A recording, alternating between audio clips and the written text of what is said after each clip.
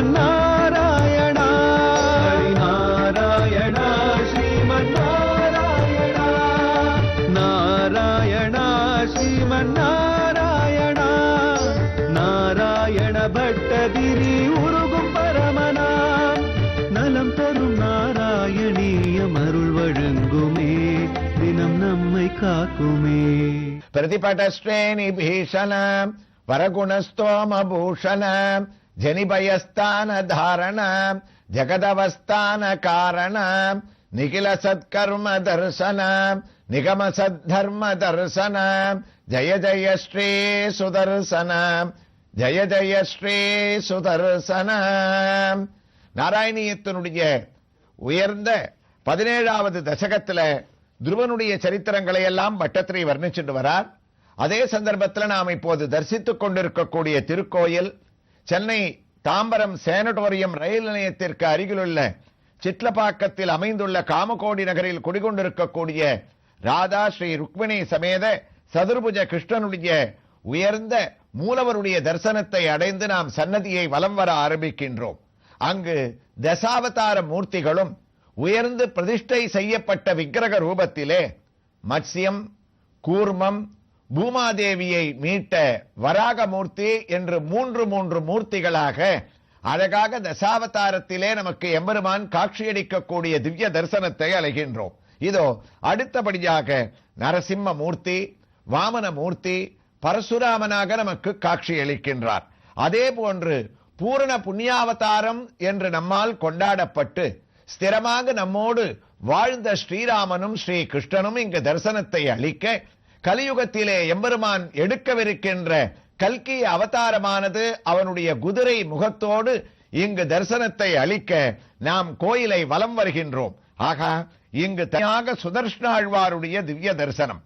தனி சன்னதியாக கோயில் கொண்டிருக்கக்கூடிய சுதர்சனாழ்வான் தான் சன்னதிக்கு நுழையும் முன்பே சன்னதிக்கு மேல் சுதை வடிவத்திலே ஒரு சக்கரத்தின் நடுவிலே 16 திருக்கரங்களுடன் ஆயுதங்களை தாங்கிக் கொண்டு சிங்கத்தின் பீடத்தின் மேல் திருவடியை முன்னும் பின்னும் வைத்துக் கொண்டு அழகாக தரிசனத்தை அளிக்கின்றார்.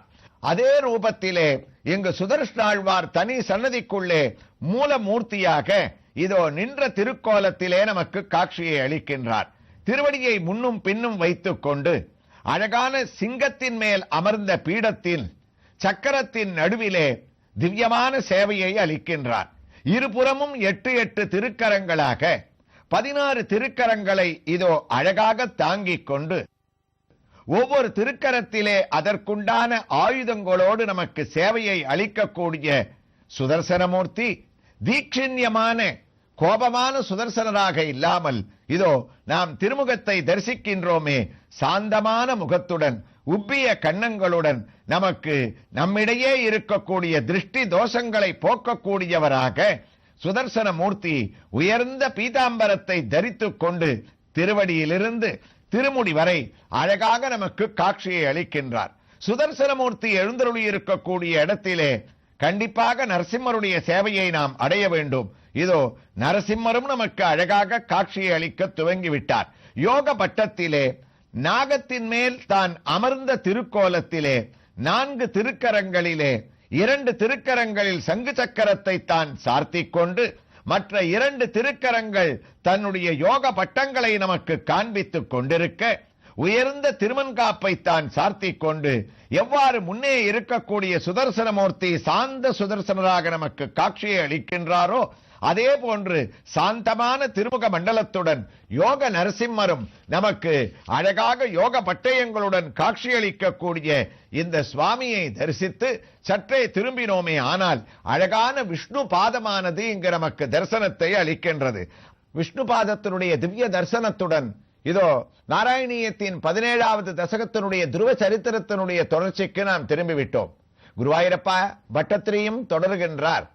தன்னுடைய மடியில ஏறி உட்கார்ந்த அந்த உத்தானபாத மகாராஜா துருவன லட்சியம் பண்ணாம இருந்ததுனால ஆசிக்ஷிபே கிலசிசு சுதரம் சுருச்யாம் துஸ்ஸந்த்யசா கலுபவத் விமுகைரசூயாம்.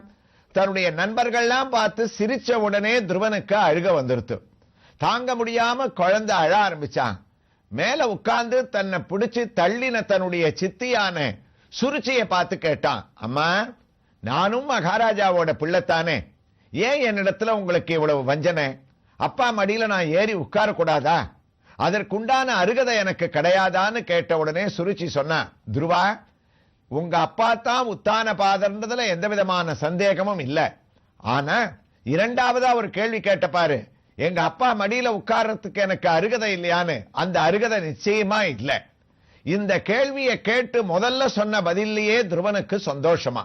ஏன்னா உங்க அப்பா தான் உத்தான பாத மகாராஜான்னு உறக்க சொன்னாலே அது நம்ம நண்பர்களுடைய காதுல விழுந்திருக்கும். அதனால நாம பொய் சொல்லலேன்னு ஆயிடுத்து. உத்தான பாத மகாராஜாவும் உங்க அப்பா இல்ல, உங்க அப்பா யாருன்னு எனக்கு தெரியாதுன்னு இவ சொல்லி இருந்தா தான் அது விபரீதமாயிருக்கும். அது ஒரு விதத்துல துருவனுக்கு சந்தோஷம். ஆமா ஏன் எனக்கு அருகதை இல்லைன்னு சொல்றேன்? எங்க அப்பா மடியில நான் உட்கார கூடாதா? ஆசிக்ஷேபே கில சிசு சுதரம் சுருச்சியாம். நீ உட்காரலாம், ஆனா அதற்குண்டான ஒரு புண்ணியத்தை நீ பண்ணலடா. என்னுடைய கர்ப்பத்துல நீ பிறந்து என்னுடைய வயத்துல வந்திருந்தியான கண்டிப்பா இத்தனாழி உங்க அப்பா மடியில ஏறி உட்கார்ந்து இருக்கலாம், சகல போகங்களையும் நீ அனுபவிச்சிருக்கலாம். ஆனா நீ பண்ண ஒரு பாவம் இருக்க, நவத்சதிருபதேர் தீட்சிண்யமா பவானாரோடு மர்கதி நகிருகி தோமயாயத்வமோ குக்ஷாவபி நிருபத்மஜ. என்னுடைய கர்ப்பத்துல வந்து நீ பிறக்கல, நீ பாவம் பண்ண சுனிதியினுடைய வயத்துல வந்து நீ பிறந்துட்ட. அவ்வளவு கோபம். அந்த சுனிதி இவளுக்கு எந்த விதமான தீங்கும் பண்ணல, இருந்தாலும் அவளை நிந்திச்சு பேசுறாளாம்.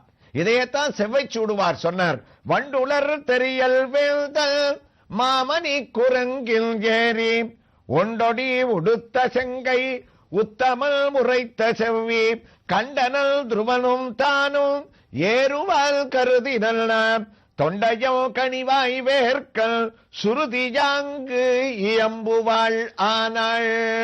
சுருதி சொல்ல ஆரம்பிச்சது தமிழ் பாகவதம் அழகா பேசுறது. உங்க அம்மா பாபி அவ வயத்துல வந்து நீ பிறந்துட்டடா. அப்போ எனக்கு எங்க அப்பா மடியில நான் என்னுடைய ஜீவித தசையில ஏறி உட்காரவே முடியாதா? உங்க ராஜ்யத்துல சொத்து கேட்கலையே, பணம் கேட்கலையே, திருப்பி எங்களை சேர்த்துக்கோங்கன்னு உங்களை நாங்க ஒண்ணும் வேண்டவே இல்லையே. எனக்கு ஒரே ஆசை எங்க அப்பா மடியில ஏறி உட்காரணும். அதுக்கு மாத்திரம் எனக்கு அனுமதியை கொடுத்துருங்க.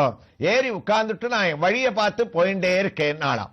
அப்ப கூட ஆக்ரோஷம் இந்த சுருசிக்கு முடியவே முடியாது.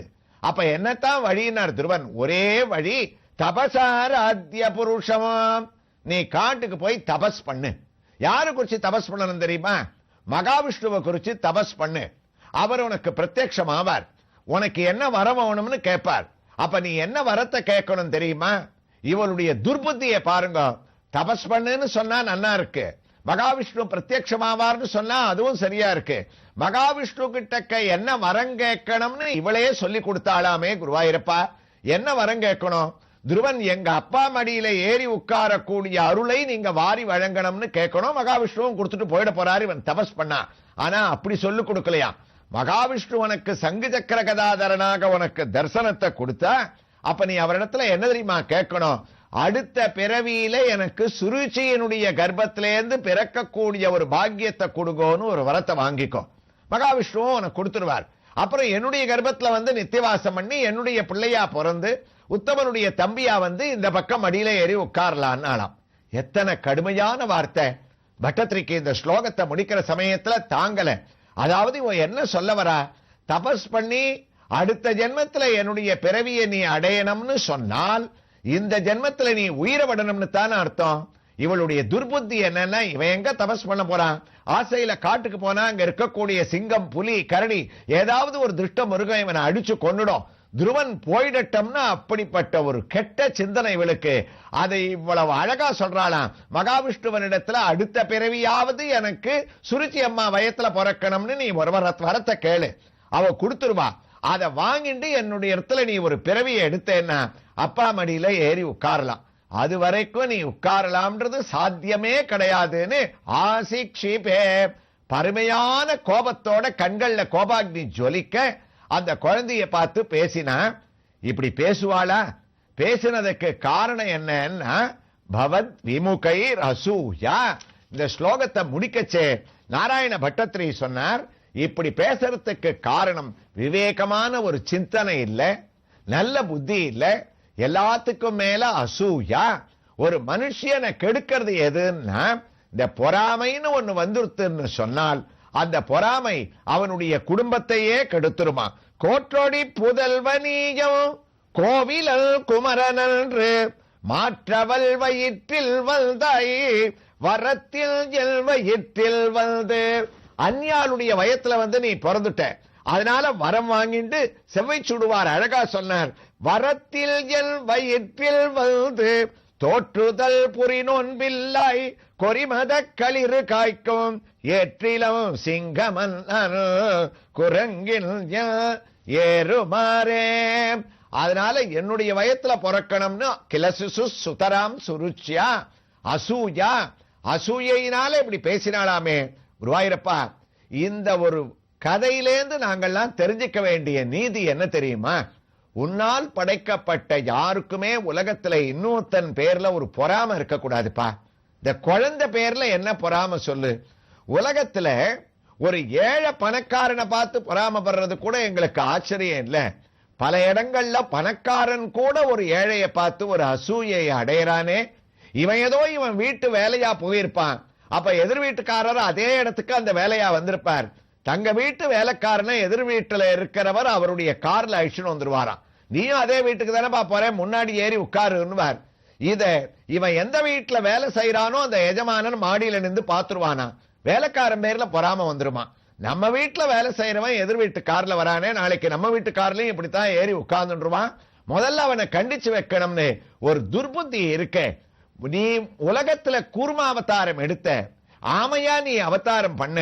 ஆனா கூர்மா அவதாரம் எடுத்த ஆமஸ்வரூபத்தோடு இருக்கக்கூடிய உன்னை அவ்யாசுர் புவனத்ரயி மணிபிருத்தம் கண்டூய நைரத்ரினான்னு தியானம் பண்ணலாம். அந்த ஆமையை பிடிச்சுக்கலாம். பிடிக்க கூடாத ஆமை என்ன தெரியுமா உலகத்துல? பவத் விமுகை ரசூயா. பொறாம ஒத்தனை பிடிச்சதுன்னு சொன்னால் அந்த பொறாமையால அழிவுத்தான் ஏற்படுமே தவிர பின்னாடி துருவன சரித்திரத்துல நம்ம பார்த்தோம்னா, குருவாயூரப்பா இப்ப ஏதோ குழந்தை கஷ்டப்படுற மாதிரி இருக்கு, சித்தி தள்ளிட்டா மடியில தானே உட்காரணும்னு கேட்டா அப்படின்னு அவன் பேர்ல நமக்கு பரிதாபம் ஏற்படுறது. ஆனா பின்னாடி சரித்திரத்துல பிடிச்சு தள்ளின சித்திக்கு என்ன கதியாக போறது? பேசாம இருந்த உத்தானபாத மகாராஜாவுடைய நிலைமை என்ன? இதனால இவ வயத்துல பிறந்த அந்த உத்தமனான குழந்தை எவ்வளவு பாடுபட போறான் யக்ஷர்களிடத்துல. இப்ப கஷ்டப்படக்கூடிய துருவன் உன்னை குறிச்சு தபஸ் பண்ணி ஆசையை ஒழிச்சு கோபத்தை ஒழிச்சு நல்ல சிந்தனையோடு இருக்கக்கூடிய ஒரு அம்மாவான சுனிதியை தான் அடைஞ்சதுனால துருவ நட்சத்திரம்னு பிரகாசிக்கக்கூடிய ஒரு துருவ பதவி அவன் அடைய போறான். ஆக நல்ல சிந்தனையோடு இருக்கிறவாளுக்கு முதல்ல கஷ்டப்பட்டாலும் குருவாயூரப்பா பின்னாடி அவ வாழ்க்கைன்றது சுகமா அமையிறது. பொறாமையோட வாழ்க்கையில ஆசையே கதியாக இருக்கக்கூடியவா, தன் குடும்பம் தம் புள்ள தன்னுடைய கணவன் சுய சிந்தனையோட இருக்கக்கூடியவா இத்தனை பேருக்கும் பின்னாடி வாழ்க்கையானது பரம மோசமா அமையறதுன்றது இந்த சரித்திரத்திலே நான் தெரிஞ்சுக்கிறேன். அப்ப துருவனை பார்த்து நீ தபஸ் பண்ண போன்னு சொன்ன உடனே அடுத்த க்ஷணமே துருவன் கிளம்பறான். தபஸ பண்ணிட்டு அப்பா மடியில ஏறேன்னு பொறாமையோட இவ பார்த்துட்டு இருக்கான்னு இந்த ஸ்லோகத்தை எவ்வாறு முடிக்கிறார் என்ற ஒரு வைபவங்களை எல்லாம் இதே திருக்கோயிலில் எழுந்தருளி இருக்கக்கூடிய தன்வந்திரி ஹயக்ரீவர் மகாலட்சுமியினுடைய திவ்ய தரிசனத்தோடு அடுத்த பகுதியிலே நாம் தொடர்ந்து கேட்கலாம். ஸ்ரீ கிருஷ்ணாய துப்யம் நமஹ.